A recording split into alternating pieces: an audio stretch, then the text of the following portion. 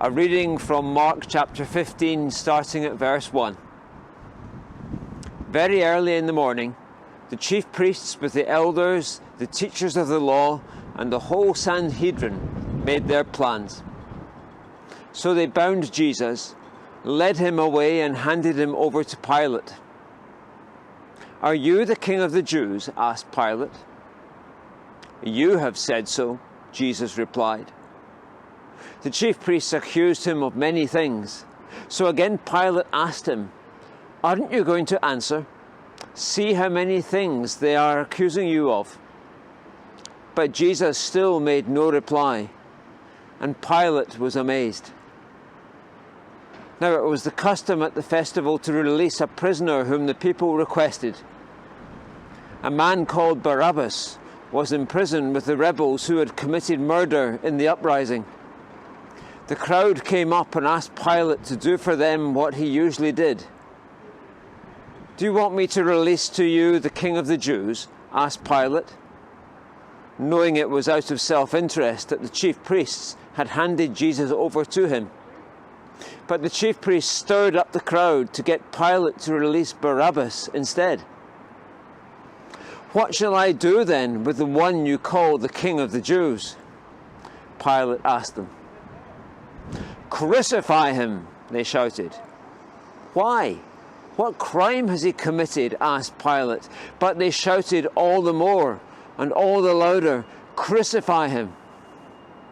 Wanting to satisfy the crowd, Pilate released Barabbas to them. He had Jesus flogged and handed him over to be crucified.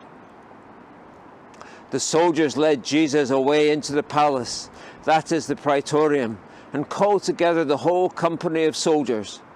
They put a purple robe on him, then twisted together a crown of thorns and set it on him. And they began to call out to him, "Hail, King of the Jews!"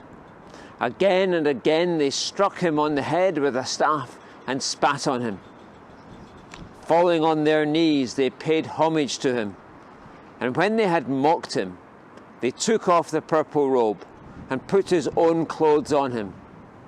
Then they led him out to crucify him. Why doesn't Jesus say anything? Why doesn't he proclaim who he is? Why doesn't he confront the disbelief of the crowds and the arrogant cowardice of the powers that be? But he says nothing. Surely there are others who will speak up for him. Where are the lepers who were healed? Where are the blind who can now see? Where are all the people who ate the bread and fish on the hillside? Where are those who followed Jesus so easily when they thought he would become King of the Jews? Yet no one speaks. No voice in the crowd comes to Jesus' defense. Jesus stands alone. Jesus stands before Pontius Pilate, the power of Rome. Weakness stands before strength. And yet Pilate, the ruthless enforcer of the empire, is not really in control here. He cannot make Jesus confess.